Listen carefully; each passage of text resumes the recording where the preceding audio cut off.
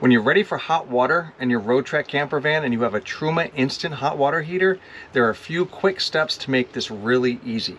Hi, I'm Glenn and this is Reset Your Journey.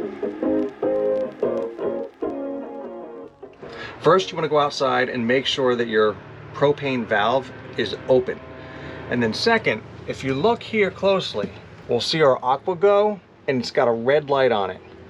If you see that, what that means is that your hot water heater is switched to off outside. So you have to go outside and turn that on. I'll do that now. This switch here, either up or down, both work. We've turned the switch on outside for the hot water heater, and now you can see that this is green.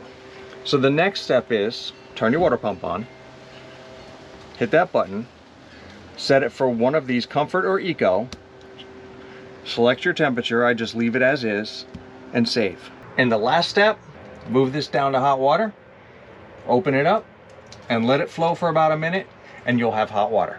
It's as easy as that. Guys, thanks for watching. I'm Glenn. I hope this has helped, and this is Reset Your Journey.